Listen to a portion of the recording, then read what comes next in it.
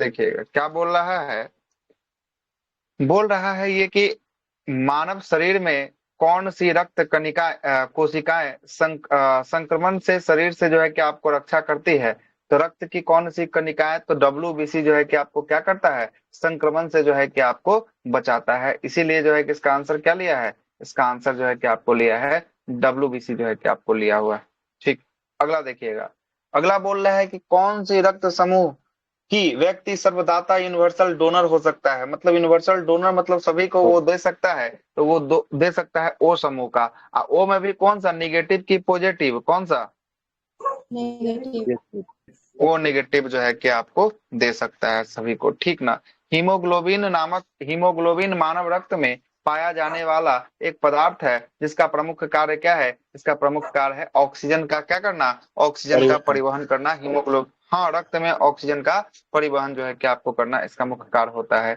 वृद्ध व्यक्ति में रक्तदाब जो है कि सामान्यतः क्या होता है, तो बुढ़ा जब हो जाता है आदमी तो बीपी जो है कि उसका क्या हो जाता है, बढ़ जो है कि आपको जाता है। और एक सामान्य व्यक्ति में रक्त का औसतन पीएच वैल्यू कितना होता है, 7.4 मान के चलिए। वही एनसीईआरटी का फैक्ट दिया है, 7.35 से लेकर 7.45 तक जो है कि आपको दिया है। और इसी को और सारा बुक में देखिएगा तो इसका आंसर देगा 7.4 जो है कि आपको देगा। क्लियर है। आगे चलते हैं। रक्त समूह ब्लड ग्रुप का खोजकर्ता कौन था, तो ब्लड ग्रुप का खोजकर्ता कार्ल स्टीनर जो है कि आपको था। और आरएच फैक्टर जो है कि आपको किस जंतु से संबंधित था, तो आरएच फैक्टर जो है कि आपको किससे निकाला गया, सबसे पहला, तो सबसे पहला निकाला गया बंदर से जो है कि आपको निकाला गया। और कार्ल लैंडस्टर का एक चेला था जो आरएच फैक्टर का खोज किया था, कौन था, वीनर जो है कि आपको था। एबी जो है कि आपको रक्त वर्ग के किसी व्यक्ति को भी रक्त वर्ग, अच्छा, एबी रक्त वर्ग का व्यक्ति किसी भी रक्त वर्ग के व्यक्ति के, है ना, रक्त को ले सकता है। इसलिए इन्हें सार्वभौमिक प्राप्तकर्ता, यूनिवर्सल रिसीवर जो है कि आपको कहा जाता है। तो सभी से लेने वाला कौन, ए बी, और सबको देने वाला कौन, ओ।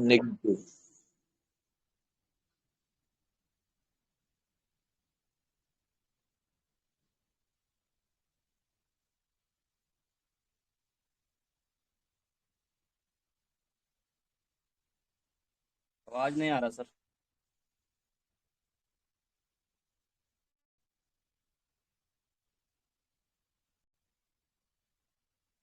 आवाज आ रहा है, हाँ हाँ सर। चलिए अब जाएगा।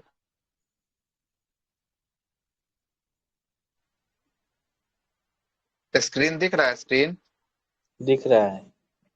चलिए आगे चलते हैं।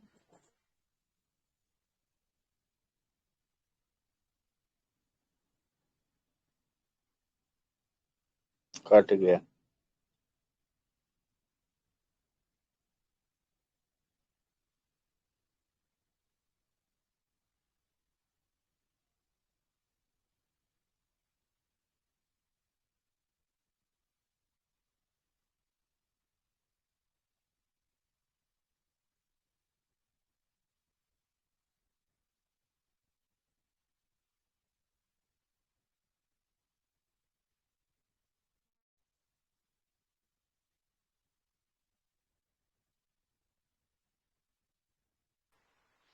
हेलो, आवाज आ रही है। हाँ सर।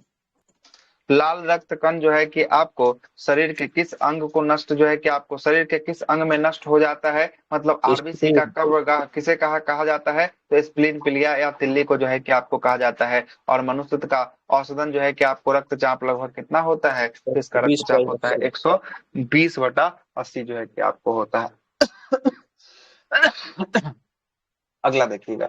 रक्त किस प्रकार का उत्तक होता है, तो रक्त जो उत्तक होता है वो होता है तरल संयोजी उत्तक जो है कि आपको रक्त होता है। देखिएगा अगला प्रश्न बोल रहा है, यदि एक पिता का वर्ग रूप ए है और माता का ओ है तो उसके संतान मतलब उसके होने वाले बच्चे में क्या वर्ग ग्रुप हो सकता है, या तो ए हो सकता है या ओ हो सकता है। क्लियर है। आगे चलते हैं। रुधिर प्लाज्मा प्रतिरक्षी जो है कि आपको प्रोटीन्स, है ना, एंटीबॉडी किसके कारण जो है कि आपको निर्माण होता है, तो यह निर्माण होता है किसके कारण, निर्मित होता है लिम्फोसाइट के कारण जो है कि आपको होता है। और दिल का दौरा पड़ना मतलब हार्ट अटैक आना, है ना, पहले घंटे को किस जो है कि आपको नाम से जानते हैं, तो पहले घंटे को गोल्डन आवर के नाम से जो है कि आपको जानते हैं। अगर ये पहला घंटा में अगर दिल का दौरा पड़ रहा है, अगर आप किसके पास? डॉक्टर के पास चले जाइएगा तो आप बच जाइएगा, अन्यथा जो है कि फिर दिक्कत वाली बात होगी। अगला है कि रुधिर में श्वेत रक्त कणिका की अत्यधिक मात्रा में उपस्थित को किस रोग से जो है कि आपको जानते हैं? मतलब WBC का भाग का बढ़ जाना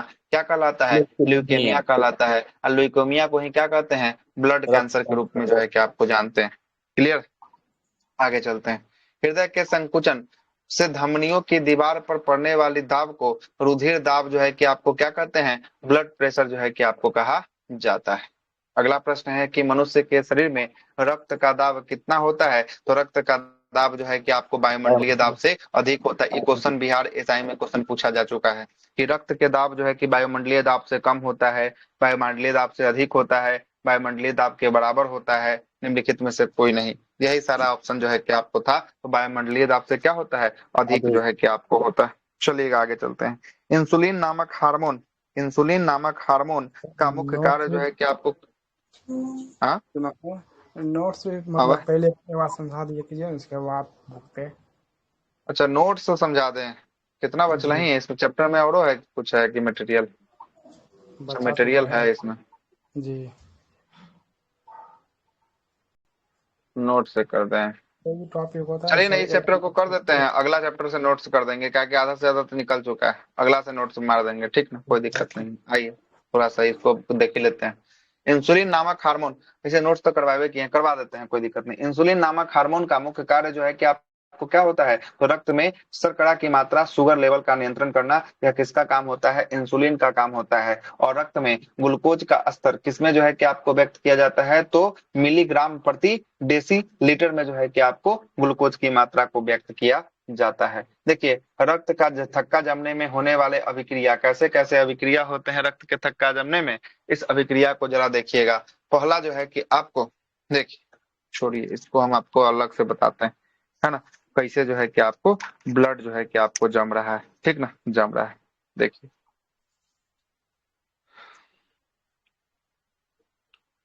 देखिएगा क्या होता है। पहला रिएक्शन, फर्स्ट पहला होता है कि जैसे ही आपका नस कटेगा, नस कटेगा तो आपके ब्लड में घूम रहा होगा थ्रोम्बोसाइट्स, है ना? थ्रोम्बोसाइट्स जैसे ही वायु के संपर्क में आएगा, एक लेयर बनाएगा, जिस लेयर को कहते हैं थ्रोम्बोप्लास्टिन। किसका लेयर कहते हैं? थ्रोम्बोप्लास्टिन, ठीक है। थ्रोम्बोसाइट्स जैसे ही कटेगा, वायु के संपर्क में आएगा, एक लेयर बनाएगा जिसको कहते हैं थ्रोम्बोप्लास्टिन। अब ये थ्रोम्बोप्लास्टिन कैल्शियम के साथ जो है कि आपको अभिक्रिया कर और प्रोथ्रम्बिन के साथ अभिक्रिया कर एक नया पदार्थ बनाएगा, जिसको हम लोग क्या कहते हैं? जिसको हम लोग थ्रोम्बिन। कहते हैं थ्रोम्बिन जो है कि आपको कहा जाता है। और ये थ्रोम्बिन रक्त के अंदर फाइब्रिनोजन के साथ अभिक्रिया कर क्या बनाएगा?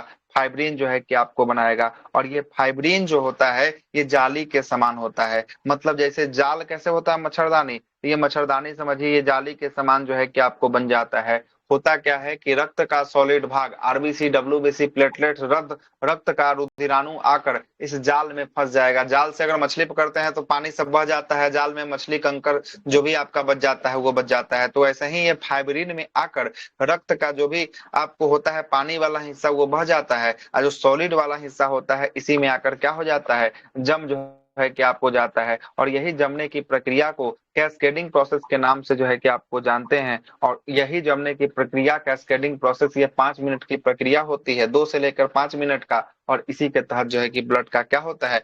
ब्लड का थक्का जो है कि आपको बन पाता है। क्लियर? आगे चलते हैं। जैविक प्रक्रिया को तेज करने में कौन सा पदार्थ जो है कि उत्तरदायी होता है? तो जैविक प्रक्रिया को तेज करने में एंजाइम जो है कि आपको उत्तरदायी होता है। और प्रतिजन एंटीजन एक ऐसा पदार्थ होता है जो प्रतिरक्षी मतलब एंटीबॉडी का निर्माण को उत्पादित जो है कि आपको करता है, तथा इसकी मुख्य विशेषता क्या होती है? प्रतिरोधियों के निर्माण को प्रेरित जो है कि आपको करना इसकी मुख्य विशेषता होती है।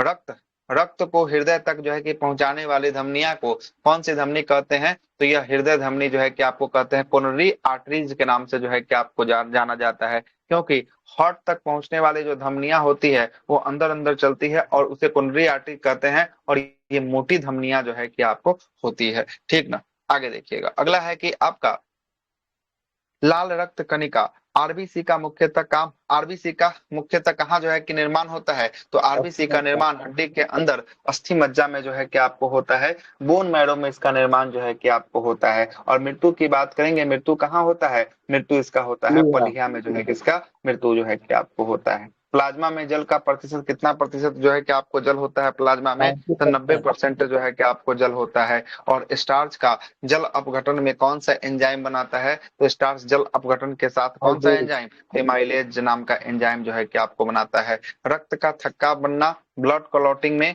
फाइब्रिनोजन और फाइब्रिन में परिवर्तन प्रोथ्रोम्बिन एंजाइम के कारण ही जो है कि ऐसा परिवर्तित होते रहता है। और हृदय के धड़कन को नियंत्रण में किसकी भूमिका होती है, तो हृदय के धड़कन में नियंत्रण करने की भूमिका पोटेशियम की जो है कि आपको होती है। और एंजाइम एक प्रकार का क्या है, तो एंजाइम एक प्रकार का जैव उत्प्रेरक है ना। अगला है कि एक धड़कन या हृदय गति की एक आवृत्ति में लगभग कितना समय लगता है, तो 0.8 सेकेंड जो है कि आपको लगता है। और यही 0.8 सेकेंड बराबर 1 मिनट में कितना बार धड़कता है, हृदय 72 बार धड़कता है। अब 72 भागा 60 कीजिएगा तो यही 0.8 जो है कि आपको निकल कर आएगा सामने। आगे चलते हैं। रक्त दाब का नियंत्रण किस ग्रंथि के द्वारा होता है, तो एड्रिनल ग्लैंड के द्वारा जो है कि आपको क्या किया जाता है, रक्त दाब को नियंत्रित जो है कि आपको किया जाता है ना। अगला अगला बोल रहा अधिवृक्क, इसको हिंदी में कहते हैं। मनुष्य शरीर में खून का शुद्धिकरण की प्रक्रिया को ही क्या कहा जाता है, डायलिसिस की प्रक्रिया जो है कि आपको कहा जाता है। और डायलिसिस कब होता है, जब किडनी खराब हो जाता है तब जो है कि आपको डायलिसिस जो है कि आपको प्रक्रिया में लोग जो है कि आपको जाते हैं। क्लियर, आगे देखिएगा। अगला बोल रहा है कि अत्यधिक ऊंचाई पर जाने पर मानव शरीर में लाल रक्त कणिकाओं की संख्या में क्या प्रभाव पड़ता है, तो अधिक ऊंचाई पर जाने में आरबीसी की संख्या में क्या हो जाती है, बढ़ोतरी होती है। मतलब आरबीसी की संख्या वृद्धि जो है कि आपको हो जाती है। एनीमिया रोग किस पोषक पदार्थ की कमी के कारण होता है, तो फॉलिक एसिड के कमी के कारण जो है कि आपको कौन सा रोग, एनीमिया जो है कि आपको हो गया, है ना। और विटामिन B6 जो है कि आपको हो गया, और B12 जो है कि आपको हो गया। दोनों के कमी के कारण एनीमिया नामक रोग जो है कि आपको हो जाएगा। अगले प्रश्न पे आते हैं। और इस एनीमिया नामक रोग में किसकी कमी होगी, खून की कमी जो है कि आपको होने वाली है। मानव शरीर का सबसे लंबा सीरा कौन सी सीरा होता है, तो सबसे लंबा सीरा ग्रेट सेफिनस जो है कि आपको सीरा, यह कहाँ का सीरा होता है सबसे लंबा, तब पैरों की सीरा होती है। इसीलिए याद रखिएगा, जब ओपन हार्ट सर्जरी होता है, मतलब कि हार्ट का अगर सीना को खोल के सर्जरी होता है, तो यही लंबी सीरा के तौर पे पैर की जो है कि आपको सीरा को जो है कि आपको लेके हार्ट में बाईपास जो है कि आपको कर दिया जाता है। बाईपास का मतलब क्या होता है जरा समझिएगा, है ना। बाईपास का मतलब, ये अगर हार्ट है, ये हार्ट के ना ऊपर ऊपर मतलब कि क्या होता है, ऊपर ऊपर जो है कि आपको नसें गई होती है ना। हार्ट के ऊपर ऊपर क्या गई होती है, नसें गई होती है ना। एगो ई वाला नस, एगो लेफ्ट से एगो राइट से, ठीक है, एगो लेफ्ट से एगो राइट से। अब मान लेते हैं कि आपको देखिएगा क्या होता है, मान लेते हैं कि इस नस में यहाँ पर ब्लॉकेज आ गया, ठीक है, यहाँ पर क्या हो गया, ब्लॉकेज आ गया। क्लियर है, बात को समझिएगा। यही ब्लॉकेज जो है कि आपको आदमी को परेशान करता है, यही हार्ट अटैक का कारण बनता है। अब मान लेते हैं कि ब्लॉकेज आ गया, तो अब दो गो चीज यहाँ पर होता है। क्या है कि हार्ट के लिए अभी हम बहुत ज्यादा परेशान हुए, इसलिए हमको जानकारी थोड़ा बहुत है जो हम आपको बता रहे हैं। इसमें दो गो चीज कर सकते हैं। एगो तो हो गया, आप स्टैंड लगा सकते हैं, स्टैंड, ठीक है। और दूसरा आप कंडीशन हो सकता है, डॉक्टर क्या कर सकता है, बाईपास कर सकता है, बाईपास कर सकता है, ठीक, बाईपास हो सकता है। देखिएगा आप क्या होता है। ये स्टैंड खर्चा, इसका भी कॉस्टिंग बहुत आता है, लगभग लगभग 1.5 लाख से लेके 2 लाख रुपए पर स्टैंड आता है। एक स्टैंड का लगाई डॉक्टर अपना चार्ज कितना लेगा, 1.5 लाख रुपए से लेके 2 लाख रुपए तक एक स्टैंड का चार्ज लेगा। क्लियर है बात, बात को समझिए। हुआ क्या था कि मेरी माता वाला भी केस में भी यही चीज हो गया था, ठीक है। और उसको एक जगह नहीं, 3 जगह ब्लॉकेज था। कितना जगह, 3 जगह, मतलब कि इस हार्ट के नस में 3 जगह ब्लॉक था। मतलब अब वहां पर दो गो मेरे पास सजेशन था, एक था ओपन हार्ट सर्जरी करवा के आप जो है कि आप करवा लीजिए। तो ओपन हार्ट सर्जरी में पहले क्या होता है ये आपको हम बताते हैं। ओपन हार्ट सर्जरी में ना ब्लॉकेज, तो ये ब्लैक वाला दिख रहा है ना लाइन, यहाँ पे ब्लॉकेज है, दिख रहा है ना, ब्लैक ब्लैक जहाँ पे रंगे हुए हैं यहाँ पे ब्लॉक जी सर जी। तो होता क्या है कि अब देखिएगा, अब कहीं पे जाम लगा हुआ है तो आदमी क्या करता है, शॉर्टकट रास्ता रास्ता खोज के या दूसरा रास्ता खोज के आदमी उससे जाम से आगे निकलना चाहता है। क्लियर है बात? जाम से क्या करता है आदमी, आगे निकलना चाहता है। बस बाईपास सर्जरी में यही होता है। अगर यहाँ पर ब्लॉकेज है ना, तो आदमी क्या करता है, डॉक्टर पैर के नस को काट लेता है और एगो नस को यहाँ से जोड़कर और अगला नस को यहाँ जोड़ देता है। क्लियर है? जाम कहाँ है? जाम है ब्लैक वाला, लेकिन कहाँ हो गया, ये बाईपास कर गया। इस जाम को बाईपास करके आगे निकल गया। दिख रहा है? समझ में आ रहा है कि नहीं आ रहा है? जी सर। नहीं आ रहा तो फिर से समझा देंगे, कोई दिक्कत वाली बात नहीं नहीं, सर, समझ है ना। गए हम। उस जाम को आदमी क्या करता है, बाईपास सर्जरी में बाईपास कर दिया जाता है ना। इस बाईपास में जान का जाने का खतरा स्टैंड से ज्यादा है ना। स्टैंड में भी जाता है लेकिन नौ के बराबर जाता है, लेकिन बाईपास में होता क्या है ना, कि बाईपास में सबसे पहला पूरा सीना जो है, चेस्ट है आगे का, है ना, रिब्स की हड्डी है, इस रिब्स की हड्डी को पूरा खोल दिया जाता है, काट के हटा दिया जाता है। और इसके बाद दिल के धड़कन को रोक दिया जाता है ना। और उतना देर, जितना देर रोका जाता है ना, उतना देर वो कोई मशीन के माध्यम से सारा ब्लड को सर्कुलेट करवाया जाता है। ठीक है। और डॉक्टर इसको क्या कर देता है, यहाँ से बाईपास करके जो है कि आपको करके फिर से यह जो है कि कलेजा की हड्डी को फिर से जो है कि आपको क्या करता है, सील उल के बराबर जो है कि आपको कर देता है। बाईपास करने का मतलब आप 2 दिन वेंटिलेशन पे रहिएगा।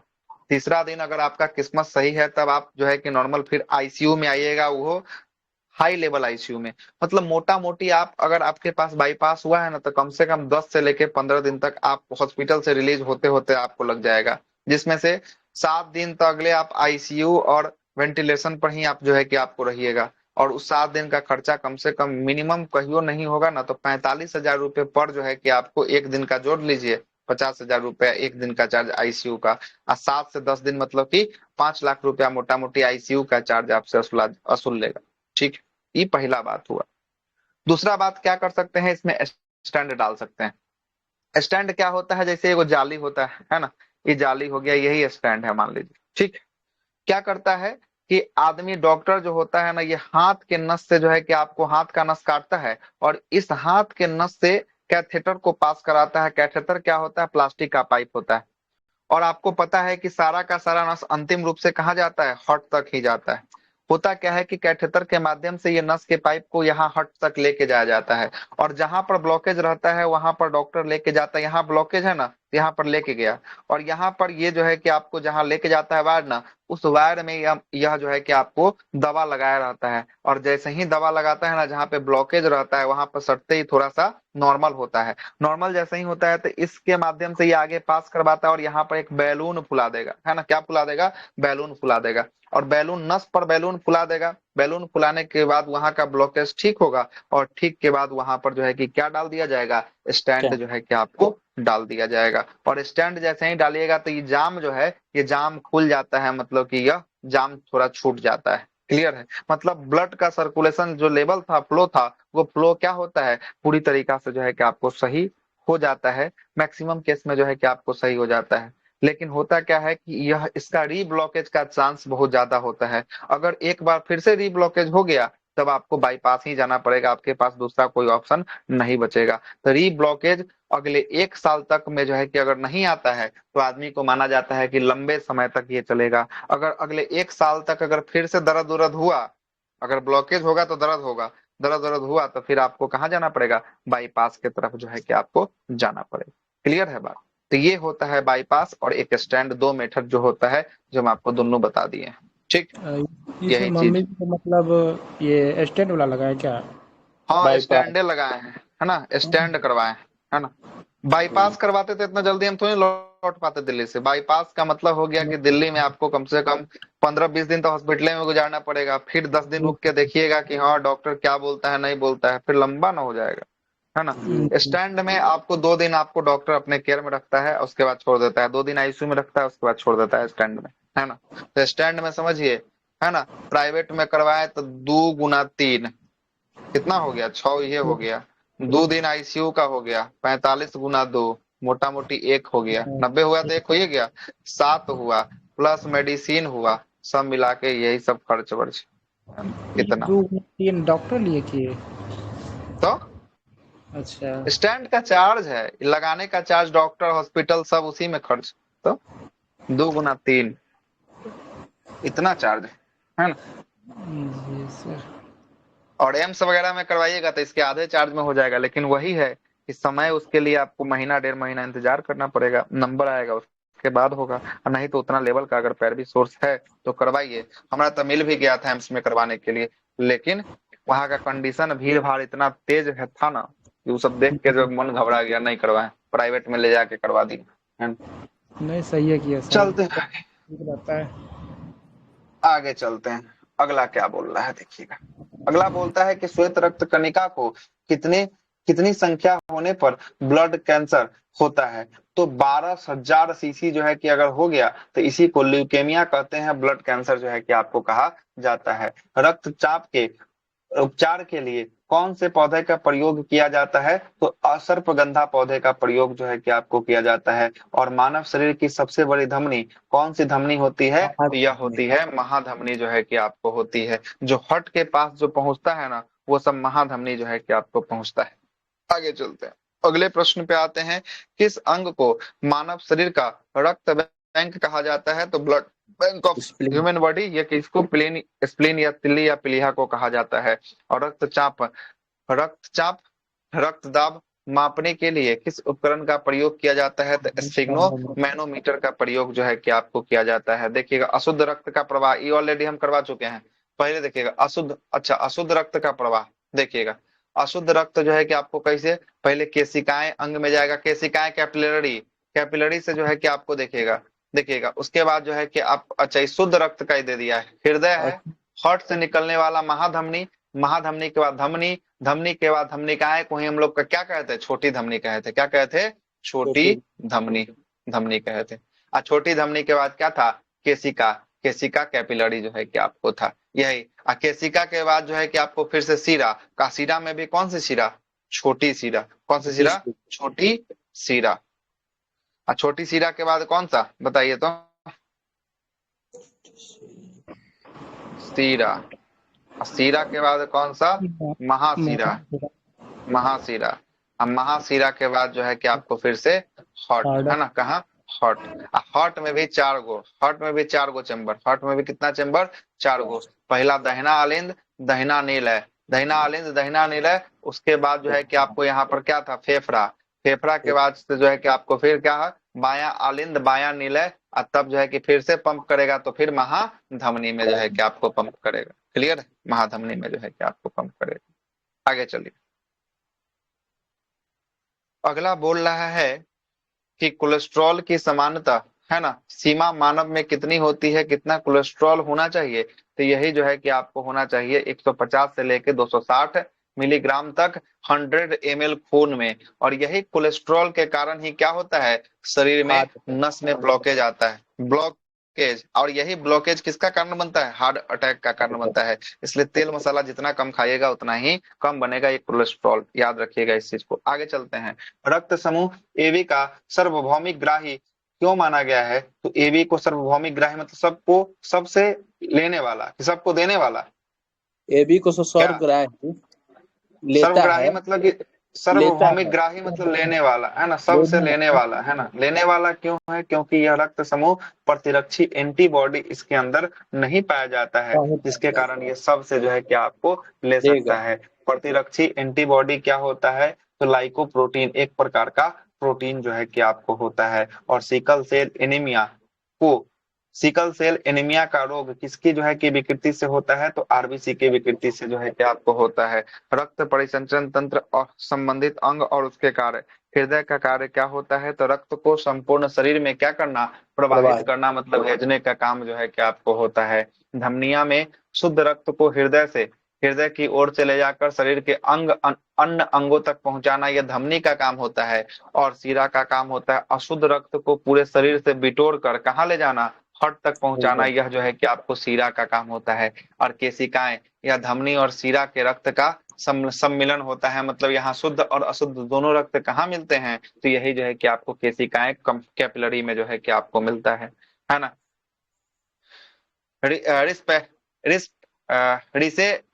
रिसेड पिन, है ना, रिसेरपिन जो है कि आपको नामक औषधि का प्रयोग किसके लिए किया जाता है, तो उच्च ब्लड प्रेशर मतलब कि हाई ब्लड प्रेशर को कम करने के लिए इस दवा का प्रयोग जो है कि आपको किया जाता है। और कौन सी कोशिका प्रतिरक्षी एंटीबॉडी का उत्पादन करती है, तो वह करती है लिम्फोसाइट जो है कि आपको करती है।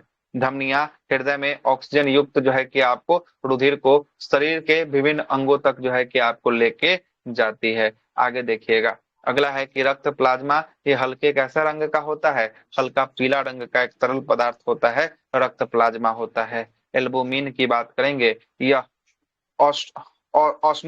ऑस्मोटिक जो है कि आपको दाब को स्थापित जो है कि आपको करता है। और ग्लोब्यूलिन की बात करेंगे, यह संक्रमण रोगों से रक्षा जो है कि आपको करता है। और फाइब्रिनोजन की बात करेंगे, ये रक्त को स्कंदन मतलब ब्लड क्लॉटिंग में मदद जो है कि आपको करता है। और कनिकाएं विहीन रक्त का तरल भाग क्या कहलाता है, तो कनिका जिसमें आपको सॉलिड भाग नहीं पाया जाता है वह होता है आपका प्लाज्मा जो है कि आपको होता है। यदि दोनों जनकों को पेरेंट्स का रुधिर वर्ग ए बी हो तो उसके बच्चे में होने वाले संभावित ब्लड ग्रुप कौन सा है, तो A B Guna A B कीजिएगा तो ए भी हो सकता है, बी भी हो सकता है और ए बी भी हो सकता है। यह तीनों ब्लड ग्रुप कोई भी आ सकता है, लेकिन ओ नहीं आएगा, इस बात को याद रखिएगा। आगे चलते हैं।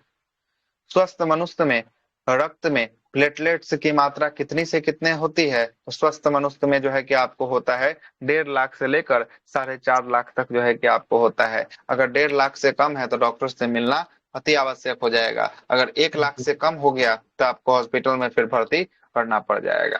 आगे चलते हैं। एक वयस्क मनुष्य में रक्त में प्रति 1000 मिलीलीटर पर जो है कि हीमोग्लोबिन कितना होना चाहिए, तो ये हीमोग्लोबिन होना चाहिए 14.5, है ना, 14.5 होना चाहिए। अगर 14.5 से कम है तो आपको समझिएगा कि आपके ब्लड ग्रुप में क्या सॉरी ब्लड ग्रुप बोल रहे हैं, आपके शरीर में रक्त की मात्रा जो है कि आपको कम है। हीमोग्लोबिन मतलब रक्त, है ना, रक्त की मात्रा जो है कि आपको कम है। और इसके लिए एक टेस्ट करवा लीजिएगा जिनको भी मन होगा, CBC, है ना, CBC टेस्ट, है ना, CBC टेस्ट, है ना, सीबीसी कहा जाता है। 200 से 250 में हो जाता है, उसमें सारा कुछ बता देगा आपके शरीर में आरबीसी क्या है, डब्ल्यूबीसी क्या है, लिम्फोसाइट क्या है, एथ्रोसाइट क्या है, बेसोफिल्स क्या है, सब कुछ बता देगा। मतलब नॉर्मल ब्लड चेकअप जो है कि आपको 250 में हो जाएगा।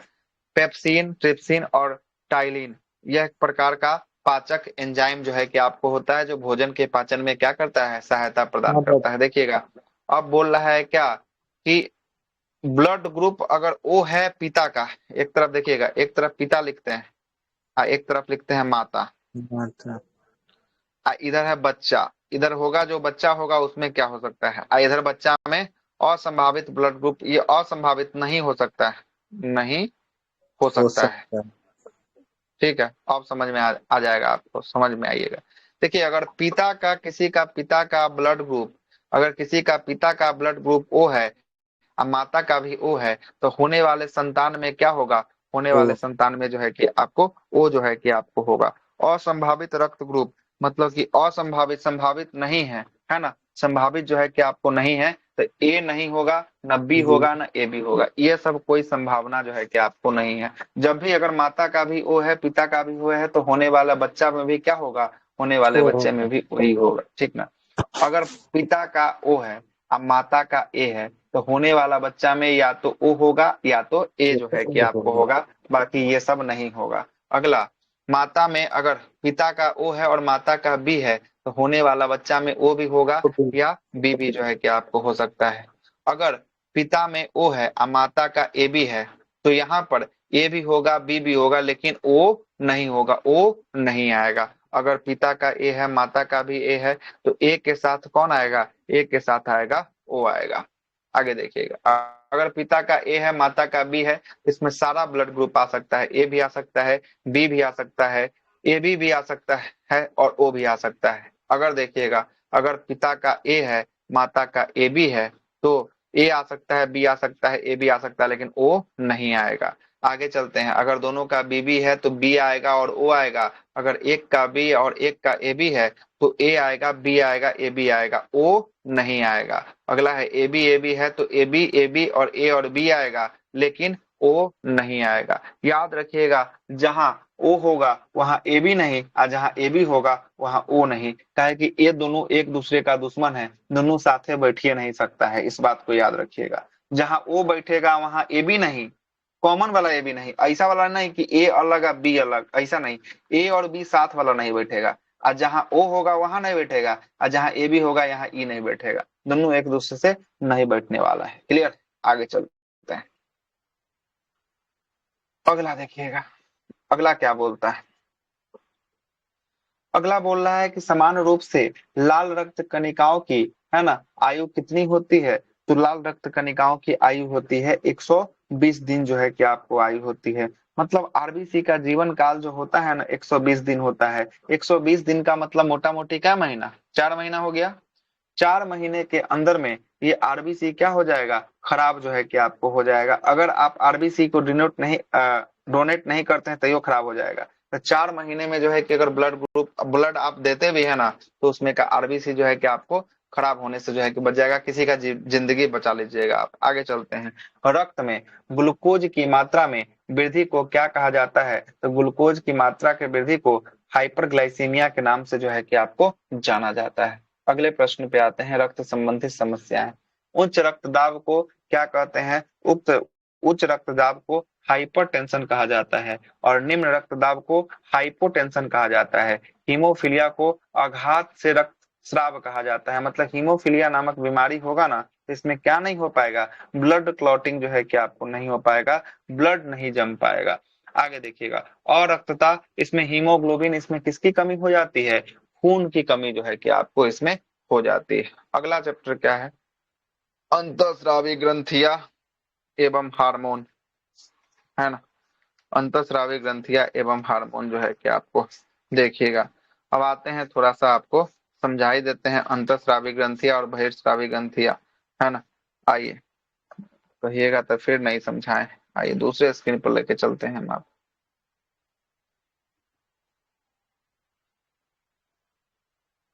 एक मिनट।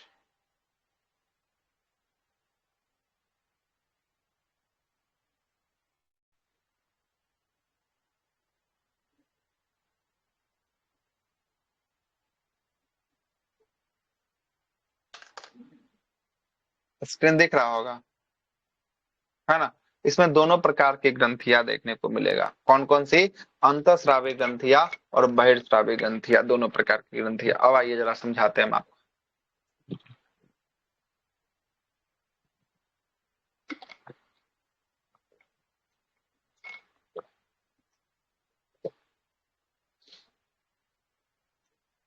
देखिएगा, समझिएगा। देखिए, ग्रंथि दो प्रकार की होती है। कितने प्रकार की ग्रंथि होती है, ग्रंथि होती है दो प्रकार की।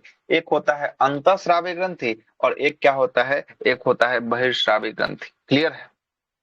एक कौन सी ग्रंथि होता है, एक होता है अंतःस्रावी ग्रंथि, और एक होता है बहिर्स्रावी ग्रंथि जो है कि आपको होता है। देखिए, है ना, अंत, एक होता है बहिर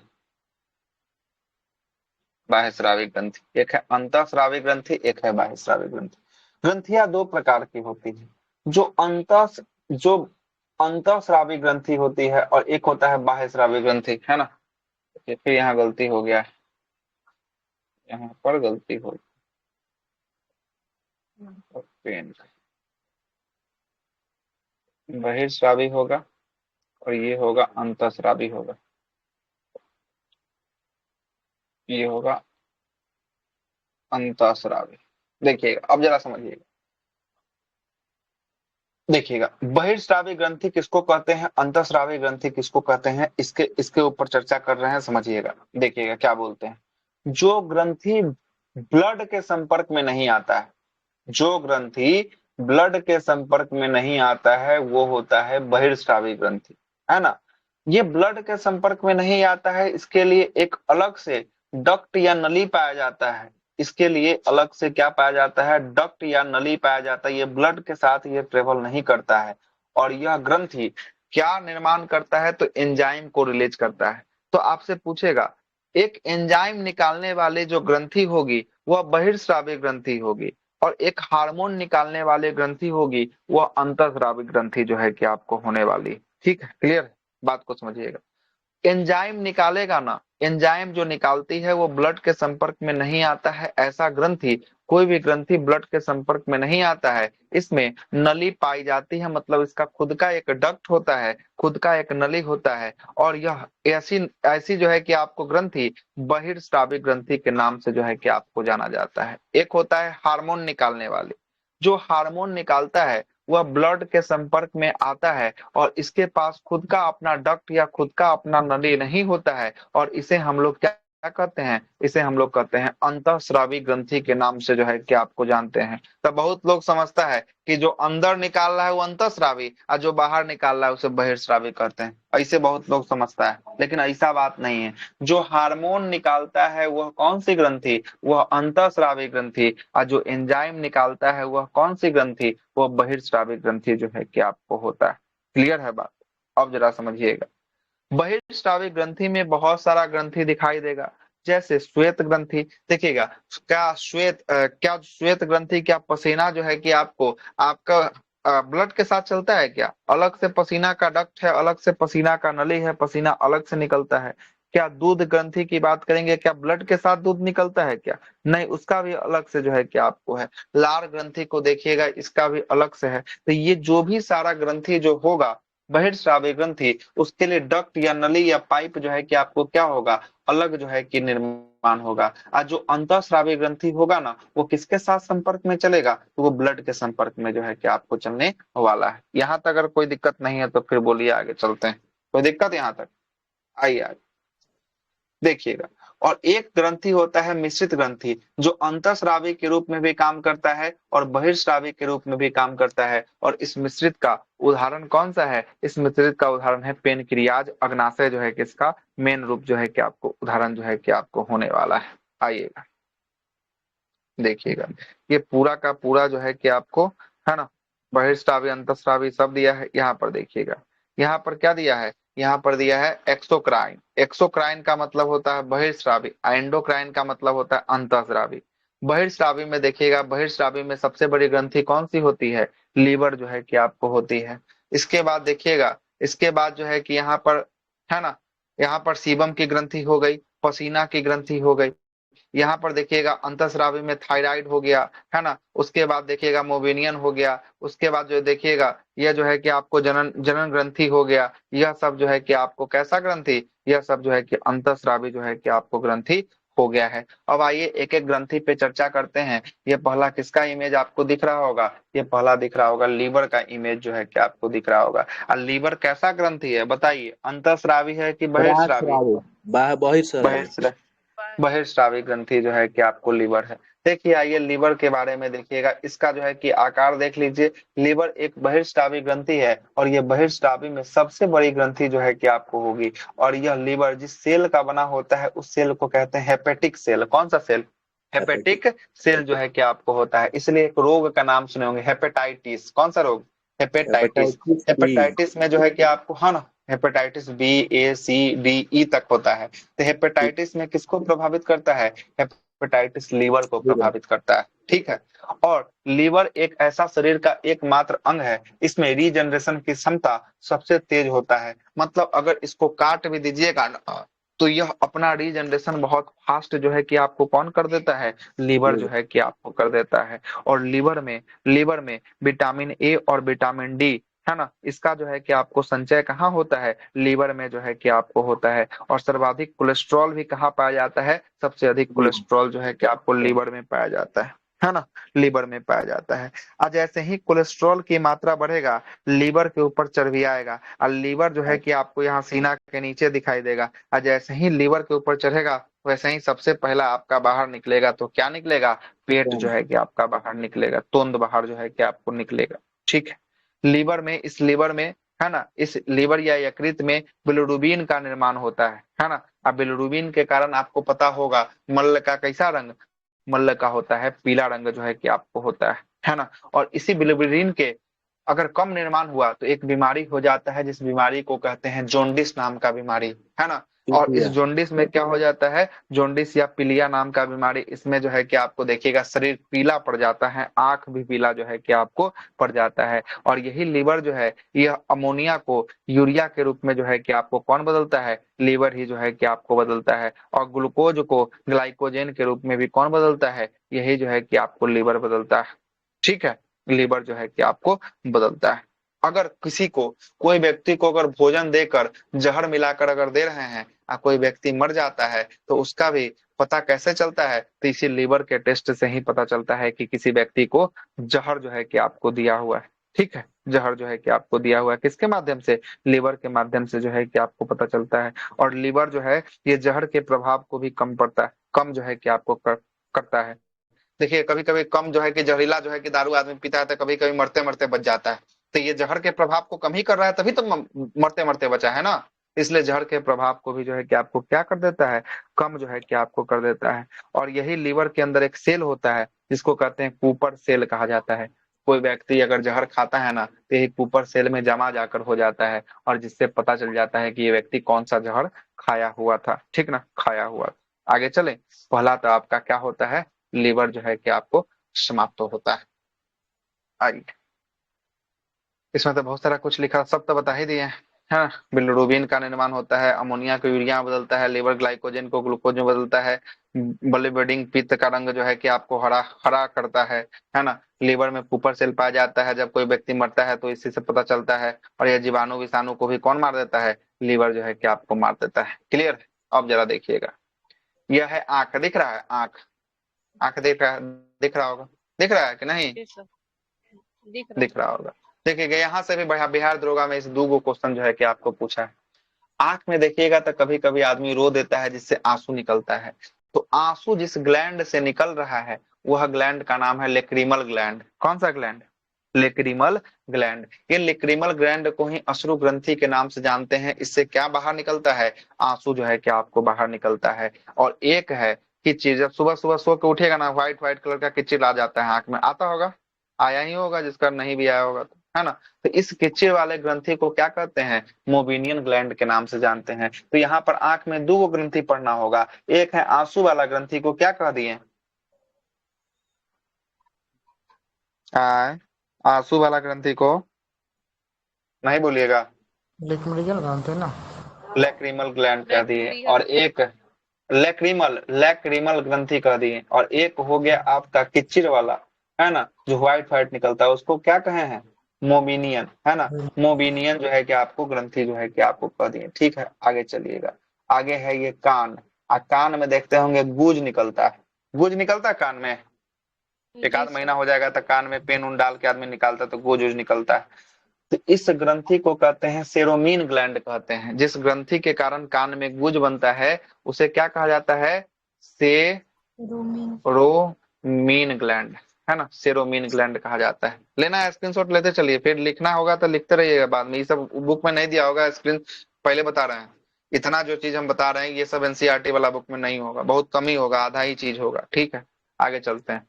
इसको भी लेना है तो ले लीजिए, एक है मेमोनियन मेमोनियन ग्लैंड और एक है लेक्राइमल ग्लैंड। ठीक है, आगे चलिए, अगला देखिएगा। अब ये हो गया आपका, एक हो गया आपका दूध की ग्रंथि, एक हो गया पसीना की ग्रंथि। यह सब ग्रंथि कैसे हो गया, यह सब ग्रंथि हो गया अंतःस्रावी की बहिर्स्रावी, ये सब बहिर्स्रावी ग्रंथि जो है कि आपको हो गया। ठीक ना, बहिर्स्रावी जो है कि आपको ग्रंथि जो है कि आपको हो गया। अब आते हैं अंतःस्रावी ग्रंथि, इंडोक्राइन ग्लैंड जो है कि आप अच्छा, आते हैं। सीबम किसको बोला जाता है, सीबम ग्रंथि, सीबम, सीबम जैसे हो गया ना, जैसे अब सीबम बताते हैं, सीबम ग्रंथि भी जो है कि आपको बहिर्स्रावी ग्रंथि हो गया। जैसे सीबम ग्रंथि किसको कहेंगे, जैसे देखिएगा किसी किसी का ना वाइली फेस होता है, एक होता है ड्राई फेस, एक होता है वाइली फेस, है ना। वाइली फेस जिसका होगा ना, उसके नाक के पास अगर सुबह उठेगा ना तो उसके नाक पर अगर टच कीजिएगा ना तो हल्का हल्का चिपचिपा टाइप का आएगा, है ना। या व्हाइट व्हाइट कलर का चिपचिपा तेल वाले ग्रंथि जो है कि आपको उसको कहते हैं सीबम को, है ना। उसको जो है चिपचिपाएगा, वो जो है कि उसका हमेशा फेस जो है कि क्या होगा, चिपचिपाएगा, उसको वाइली फेस कहा जाता है। वही, है ना, वही जो है कि आपको क्या होता है, सीबम जो है कि आपको होता है ना। सीबम जो है कुछ ही को कहते हैं, तेल जो है कि आपको छोड़ते रहता है ना, हमेशा जो है कि आपके फेस के ऊपर तेल जो है कि आपको छोड़ेगा। ये फेस कोमल है इसलिए यहाँ पर ज्यादा पता चलता है, और सारे जगहों पर भी होता है लेकिन वहाँ कठोर थोड़ा होता है इसलिए ज्यादा पता नहीं चलता है। क्लियर है? अब आते हैं, अब आइए अंतःस्रावी ग्रंथि। अंतःस्रावी ग्रंथि, यह बताइएगा, यह अंतःस्रावी ग्रंथि हार्मोन के साथ ट्रेवल करे, ये हार्मोन निकालता है कि एंजाइम निकालता है? अब बताइए क्या निकालता है? Hormone hormone. हार्मोन ये हार्मोन जो है कि आपको स्रावित करता है ना? हार्मोन जो है कि आपको स्रावित करता है। अच्छा, ये हार्मोन स्रावित करता है तो ये बताइए कि ये ब्लड के साथ चलता है कि इसका खुद का अपना एक डक्ट होता है? किसके साथ होता है? नहीं, ब्लड ब्लड के साथ ब्लड के चलता साथ है। चलता ये ब्लड के साथ जो है कि आपको होता है, इसका खुद का अपना डक्ट नली नहीं होता है। ये हार्मोन को स्रावित करता है तो किसके साथ ये चलता है? ये ब्लड के साथ ही जो है कि अपना ट्रेवल जो है कि आपको करता है। इसका कोई अलग से, इसका कोई ग्रंथि अलग से, कोई पाइपलाइन इसका नहीं होने वाला है। और इसी में सबसे पहला हम बात करेंगे पीयूष ग्रंथि, जिसको कहते हैं प्यूटेटरी ग्लैंड कहा जाता है, जो कहाँ पाया जाएगा? मस्तिष्क में पाया जाएगा। यही देखिए, यही आपका पीयूष ग्रंथि है। इसे ही पीयूष ग्रंथि को मास्टर ग्लैंड के नाम से जो है कि आपको जाना जाता है। यह पीयूष ग्रंथि, इसका आकार मटर के दाने का समान जो है कि आपको होता है। किसके दाने का समान? ये मटर। होता है आपके मटर के दाने के समान जो है कि आपको होता है। क्लियर? और इसका कभी कभी वजन भी पूछ देता है कि इसका वजन कितना होता है, तो 0.6 ग्राम जो है कि आपको इसका वजन जो है कि आपको होता है ना? और इसे मास्टर ग्रंथि जो है कि आपको कहते हैं। और यह मास्टर ग्रंथि दूसरी सबसे छोटी ग्रंथि होती है। इसीलिए सबसे छोटी ग्रंथि कौन सी? सबसे छोटी ग्रंथि पीयूष ग्रंथि। अगर ऑप्शन में है, आप पिनियल है तो पिनियल के साथ जाएंगे, अगर पिनियल ऑप्शन में नहीं है तब किसके साथ जाएंगे? यही तब जाएंगे हम लोग पीयूष के साथ जो है कि आपको जाएंगे, है ना? ये मास्टर ग्लैंड के साथ जो है कि मस्तिष्क में आपको, आ जाएगा ना। हाँ दोनों मस्तिष्क में ही आता है। पिनियल भी देखिए, अब पिनियल भी यही है, देखिए ये है पिनियल, ये है मतलब पिट्यूटरी। ठीक है, देखिए पक्ष में। ये जो है ना, इसका आकार जो है थोड़ा बड़ा है, इसका आकार छोटा है ना? होता ये है। सब मिड ब्रेन का, ये सब मिड ब्रेन का हिस्सा जो है कि आपको होता है ना? और ये जो है ना पिनियल जो है ना, ये अग्र मस्तिष्क में ही जो है कि आपको, प्यूटेटरी जो है कि आपको अग्र मस्तिष्क में ही पड़ेगा। और ये अग्र और मध्य के बीच में जो है कि ये सब होता है। देखिएगा, पिनियल सबसे छोटा, आप पीयूष जो है, प्यूटेटरी जो है, यह सबसे जो है कि आपको क्या होता है? सबसे जो है कि आपको बड़ा, सेकेंड बड़ा होता है। तो इसीलिए पिनियल अगर नहीं देगा तब क्या मारना पड़ेगा? पीयूष मारना यूरिक। पड़ेगा। अगर जो है कि पिनियल दे दिया तो सबसे छोटा में किसको मारना पड़ेगा? पिनियल को जो है कि आपको मारना पड़ेगा। ठीक है, पिनियल को जो है कि आपको मारना पड़ेगा। कोई दिक्कत? आगे चलते हैं, देखिएगा पीयूष ग्रंथि से बहुत सारे हार्मोन स्रावित होते हैं। क्या होते हैं? पीयूष ग्रंथि से बहुत सारे हार्मोन स्रावित होते हैं, क्योंकि अभी बताए हैं पीयूष ग्रंथि को मास्टर ग्लैंड जो है कि आपको कहा जाता है। पीयूष ग्रंथि से बहुत सारे हार्मोन में, जैसे एसटीएच हार्मोन स्रावित होते हैं, थायराइड स्टिमुलेटिंग हार्मोन, या थायरॉक्सिन जो है कि आपको निकलते हैं, और जो थायराइड का जो है कि आपको क्या करता है? कंट्रोल जो है कि आपको करता है। अगर इसी का स्राव ज्यादा हो जाएगा तो शरीर में क्या हो जाएगा? थायराइड जो है कि आपको बढ़ जाएगा, और थायराइड बढ़ेगा तो फिर थायराइड का आपको दवा खाना पड़ेगा। तो पहला हो गया एसटीएच, थायराइड जो है कि आपको हो गया। ठीक है, दूसरा होता है ये जो है कि आपको टीएसएच है ना, थायराइड स्टिमुलेटिंग हार्मोन हो गया। ठीक है, दूसरा देखिएगा एसटीएच होता है, एसटीएच होता है ना? और तीसरा होता है एलटीएच, है ना? एलटीएच जो है कि आपको होता है। जो एसटीएच होता है ना, एसटीएच है ना, एसटीएच में होता क्या है कि यह अगर श्रावण अगर नहीं होगा तब आदमी क्या होगा? आदमी जो है कि अत्यधिक जो है कि आपको बौनापन हो जाएगा। अगर इसका श्रावण अत्यधिक हो गया तो आदमी क्या होगा? अत्यधिक जो है कि आपको लंबा हो जाएगा, है ना? तो यह जो है कि अगर बीच बीच में हुआ तो ये बीच बीच में जो है कि आपको रहेगा। तो इसी के कारण लंबाई का नियंत्रण जो है कि आपको कौन करता है? यही एसटीएच जो, सॉरी एसटीएच जो है कि आपको करता है। ठीक है ना? उसके बाद एलटीएच हो गया। एलटीएच का होता है लैक्टोजेनिक जो है कि आपको हार्मोन होता है। यह जो है कि आपको किसको? दूध को स्रावन करने में जो है कि आपको मदद करता है। जब जब जो है कि आपको बच्चा हो जाता है प्रेगनेंसी के बाद, तो यही हार्मोन जो है कि क्या करता है? दूध उत्तेजित करता है। महिलाओं में जो है कि आपको दूध उत्तेजित जो है कि आपको करने में सहायता जो है कि आपको प्रदान करता है। एक होता है ऑक्सीटॉक्सिन नामक हार्मोन होता है ना? ऑक्सीटॉक्सिन जो है कि आपको क्या करता है, लेबर पेन को कम करता है, और बर्थ हार्मोन कहते हैं या लव हार्मोन कहते हैं। और वो भी जो है कि ऑक्सीटॉक्सिन किसके लिए, दूध के लिए जो है कि आपको होता है। और मवेशियों में ज्यादातर ऑक्सीटॉक्सिन का प्रयोग किया जाता है किसको उतारने के लिए, दूध को उतारने के लिए जो है कि आपको किया जाता है। क्लियर। आगे देखिए, अगला देखिएगा, अगला कौन है, थायराइड। यही थायराइड ग्रंथि है जो कहां पर, इसी को ऑप्टू कहा जाता है, जो कहां पर दिख रहा है, ये गला के समीप जो है कि आपको होता है। और यही थायराइड ग्लैंड में कभी कभी देखिएगा, इसी थायराइड ग्लैंड में क्या होता है, थायराइड ग्लैंड में जो है कि आपको स्वेलिंग आ जाता है या थायराइड ग्लैंड फूल जाता है। तो इसी से एक रोग हो जाता था जिसको हम लोग कौन सा रोग कहते थे, घेंघा नामक रोग जो है कि आपको कहते थे। कौन सा रोग कहते थे, घेंघा नामक रोग जो है कि आपको कहते थे। एक छूट गया ऊपर में पिनियल, पिनियल के बारे में तो चर्चा नहीं किए, पिनियल ग्लैंड के बारे में सुनिएगा। पिनियल ग्लैंड ये सबसे छोटी ग्रंथि होती है और इसे ही थर्ड आई के नाम से जो है कि आपको जानते हैं। बायोलॉजिकल क्लॉक भी कहा जाता है, या बायोलॉजिकल गार्ड भी किसे कहा जाता है, पिनियल को जो है कि आपको कहा जाता है। और इसी पिनियल ग्लैंड से मेलाटेनिन नामक हार्मोन जो है कि आपको निकलता है। और ये मेलाटेनिन नामक हार्मोन आपको नींद लाने में सहायता प्रदान करता है। तो यह बच्चा जब पैदा होता है ना, तो यही जो है कि आपको पिनियल ग्लैंड ज्यादा एक्टिव होता है और इसमें मेलाटेनिन ज्यादा निकलता है। इसलिए देखिएगा जब बच्चा जन्म लेता है उस समय 20-20 घंटा जो है कि आपको बच्चा सोता है, इसी के कारण जो है कि मेलाटेनिन के कारण जो है कि आपको सोता है। ठीक, थायराइड पे थे, आइए थायराइड पे चलते हैं। थायराइड की बात करेंगे, यह सबसे बड़ा अंतःस्रावी ग्रंथि होगा। अंतःस्रावी में सबसे बड़ा ग्रंथि कौन सा, अंतःस्रावी में सबसे बड़ा ग्रंथि जो है कि आपको थायराइड जो है कि आपको होगा। और यह थायराइड हल्का गुलाबी रंग का होता है, देखिए हल्का सा एक गुलाबी रंग का आपको दिख रहा होगा। और इसका आकार एच, अंग्रेजी का एच आकार का होता है। तो पूछेगा एच आकार का अंग्रेजी का कौन सा ग्लैंड का आकार एच आकार का होता है, तो किसका हो जाएगा, थायराइड का जो है कि आपको हो जाएगा। और थायराइड ग्लैंड से थायरॉक्सिन नामक हार्मोन जो है कि आपको निकलता है। और यही थायरॉक्सिन किसका नियंत्रण करता है, बीपी का नियंत्रण करता है। और कभी कभी आयोडीन की कमी हो जाती है जिसके कारण ये थायरॉक्सिन ग्लैंड जो है कि आपको फूल जाता है, थायराइड ग्लैंड फूल जाता है। और यही फूलने के कारण, आयोडीन के कमी के कारण, पहले देखिएगा बहुत सारे लोगों में एक रोग हो जाता था जिस रोगों को कहते थे कौन सा रोग, घेंघा रोग जो है क्या, घेंघा रोग के नाम से जो है कि आपको जानते थे, है ना। थायराइड के पीछे चलेंगे ना, ये थायराइड एच आकार का है, थायराइड के पीछे चलेंगे तो ये पैराथायराइड है। ये पैराथायराइड है ना, मटर के दाने के समान या मकई के दाने के समान, इसकी संख्या कितनी दिखाई दे रही है पैराथायराइड का, 4 को दिख रहा होगा, कितना दिख रहा होगा, 4 को जो है कि आपको दिख रहा होगा पैराथायराइड। थायराइड आगे वाले फेस को कहते हैं, और थायराइड के जो पीछे वाले फेस 4 को पॉइंट हो गया चारों कॉर्नर पे, उसको पैराथायराइड जो है कि आपको कहते हैं। और यह जो है कि पैराथायराइड रक्त में कैल्शियम और फास्फोरस की मात्रा को क्या करता है, कैल्शियम और फास्फोरस की मात्रा को नियंत्रित जो है कि आपको करता है। और यह ग्रंथि थायराइड ग्रंथि के कहाँ दिख रहा है, थायराइड ग्रंथि के डायरेक्ट पीछे जो है कि बाले भाग में होता है और इसकी संख्या 4 होती है। और यह पीयूष ग्रंथि के नियंत्रण में काम नहीं करता है। जो भी अंतःस्रावी ग्रंथि होगी ना, जो भी अंतःस्रावी ग्रंथि होगी, सब पर कंट्रोल किसका होगा, सब पर कंट्रोल होगा मास्टर ग्लैंड का। जो मास्टर ग्लैंड कौन था, पीयूष ग्रंथि था। लेकिन एकमात्र एक ही ये ऐसा ग्लैंड है, पैराथायराइड ग्लैंड, जिस पे कंट्रोल किसका नहीं है, पिट्यूटरी ग्लैंड का कंट्रोल नहीं इस पे होता है। क्लियर, नहीं होता। एक देखिएगा, ये है एक थाइमस, कौन सा ग्लैंड है, एक थाइमस ग्लैंड है। ये थाइमस ग्लैंड जो है कि देखिएगा कहाँ पाया जा रहा है, छाती के ऊपर है।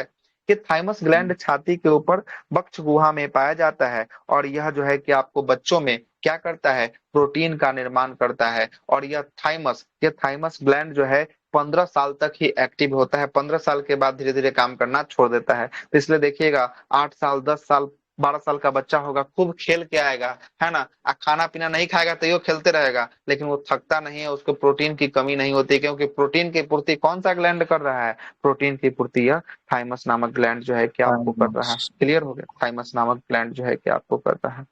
थाइमस के बाद जो है कि आपको कौन हो गया, थाइमस के बाद जो है कि आपको चलते हैं एड्रिनल ग्लैंड। ये कौन सा है, एड्रिनल। किडनी के ऊपर जो आपको पीला रंग का भाग जो दिखाई दे रहा है, ये कौन सा ग्लैंड है, एड्रिनल जो है कि आपको ग्लैंड जो है कि आपको होता है। इसी को अधिवृक्क ग्रंथि के नाम से जो है कि आपको जानते हैं, है ना, अधिवृक्क ग्रंथि के नाम से जो है कि आपको जानते हैं। ये किडनी के ऊपरी भाग में होता है और यह एड्रिनल हार्मोन को स्रावित करता है और इसे ही आपातकालीन हार्मोन कहा जाता है, या इसे ही मारो या लड़ो या उड़ो hormone, fire and flight hormone के नाम से जो है कि आपको जाना जाता है। किसको?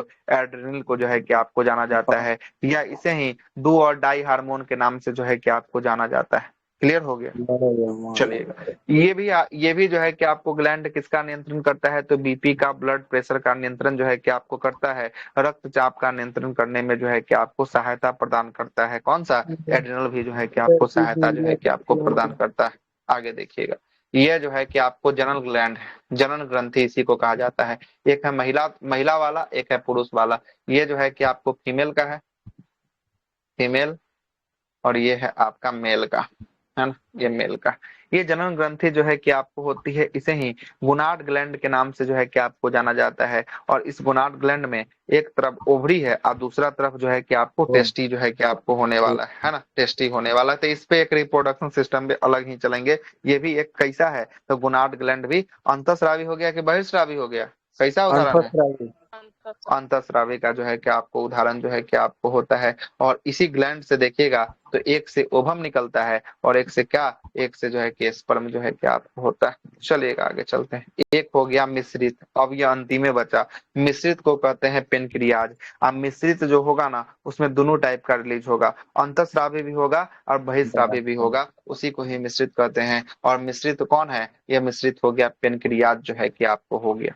ठीक है, अब आइए पेनक्रियाज के बारे में। ये दूसरी, ओवरऑल में दूसरी सबसे बड़ी ग्रंथि कौन सी है? ये पेनक्रियाज जो है कि आपको हो। हाँ, पेनक्रियाज अग्नाशय इसको कहा जाता है, इसे मिश्रित ग्रंथि भी कहा जाता है।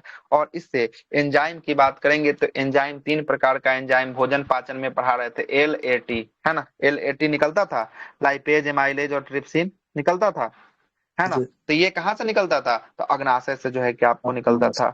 और इसमें जो है कि आपको, इसमें जो है कि आपको ये निकल गया, क्या हुआ? एंजाइम निकल गया ना, एमाइलेज, लाइपेज और ट्रिप्सिन। एमाइलेज, ये जो है कि आपको क्या हुआ? ये तीनों एंजाइम हो गया। एक तरफ हार्मोन भी निकलेगा। हार्मोन इसमें जो है कि इसके अंदर सेल होता है, अल्फा सेल, बीटा सेल और गामा सेल। ठीक है, इसके अंदर कौन कौन सेल? 3 गो cell, alpha, beta, gamma cell होता है। अल्फा सेल से, इसके अंदर से अल्फा सेल से ग्लूकोगॉन नाम का जो है कि आपको, है ना, क्या निकलता है? एंजाइम की प्रोटीन, हार्मोन हार्मोन प्रोटीन बोल दिए, हार्मोन निकलते हैं, है ना। क्या होता है? ग्लूकागॉन नामक हार्मोन जो है कि आपको निकलता है, जो किसके स्तर को बढ़ाता है? तो ग्लूकोज के स्तर को बढ़ाता है।